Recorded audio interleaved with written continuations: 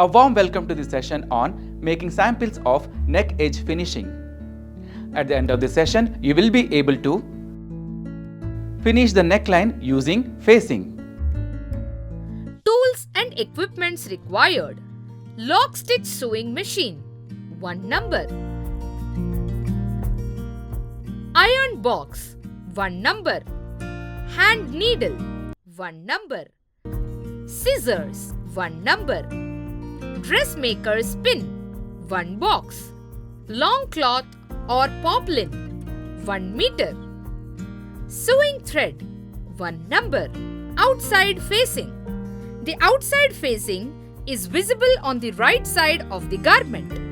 It is used as a decorative finish and hides the raw edges of the neckline or armhole. The outside facing could be a narrow-shaped facing or a bias cut facing. It is initially stitched on the wrong side and folded forwarded to the right side and finished off showing on the right side of the garment. Self-facing. Self-facing could be made from the same fabric or another fabric that is lighter than the main fabric. Darker interfacing are chosen for darker colors. If the seams are bulky, one can cut the interfacing away from the edge slightly. Otherwise, the interfacing is sewn into the seam. Bias facing. A bias facing is a narrow strip of lightweight fabric cut on the bias so that it can be shaped to conform to the curve it will finish. Bias facings are often used on sheer fabrics to eliminate wide facing that may show through. Bias facings are also used on children's garments. A bias strip of lining fabric can eliminate heavy shaped facings on bulky fabrics. Working method of bias facing. Cut the bias strip twice as wide as the desired finished width plus the width of 2 seam allowances. The length should be the length of the edge at the seam line plus 2 inches. Fold the strip in half lengthwise with wrong sides together. Press with a steam iron to shape the strip the same as the edge it will fit. Keep the raw edges even. Bast the strip to the garment, keeping the edges even. Then, stitch the strip to the garment, easing the bias strip on the inward curves and stretching on the outward curves. Grade the seam allowances by trimming the facing narrower than the garment seam allowance. Clip the seam allowance on the inward curve every half inch. Turn the facing to the inside and understitch. This will let the seam line roll slightly to the inside. Trim ends and turn under 1/4 inch at the garment opening. Slip stitch the edge of the facing to the inside of the garment.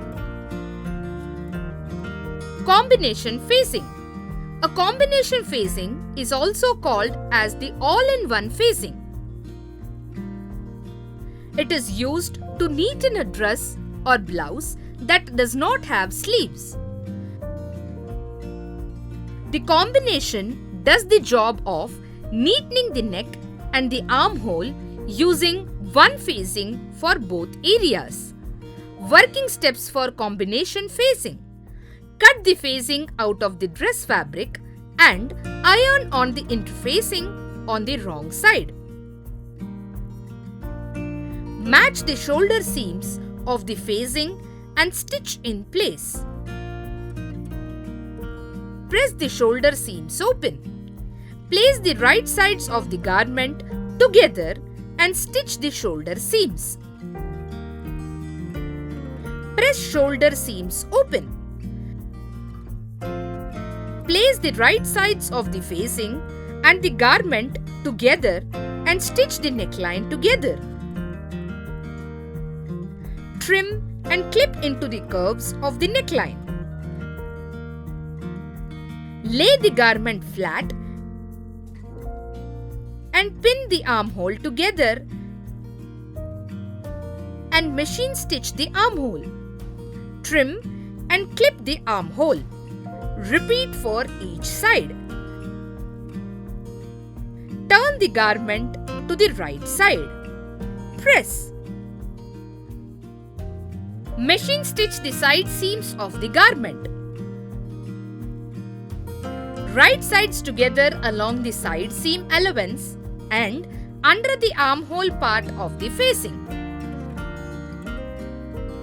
Tips for applying facings. Given below are a few tips for applying facings. Both shaped and bias facings can be cut from a fabric lighter in weight than the garment to reduce bulk. If you have to alter the pattern, be sure to alter facings and interfacings to match. Interface a facing that will have buttonholes in it. Make facings smooth and flat by clipping inward curves and notching outward curves. Understitch shaped and extended facings to keep them from rolling to the outside of the garment. Finish outer edges of facings. Generally, the same finish that is applied to seams can be used to finish facing edges. Use the least bulky seam finish that will prevent raveling. Tag facings only at seams such as the underarm seam or side seam. Do not hand stitch the outer facing edge to the garment all the way around. This gives garments a puckered and unprofessional look. Recap. In this session, we have learnt how to finish the neckline using facing. Hope you have understood all the concept in this session. See you in the next session with a new concept. Thank you.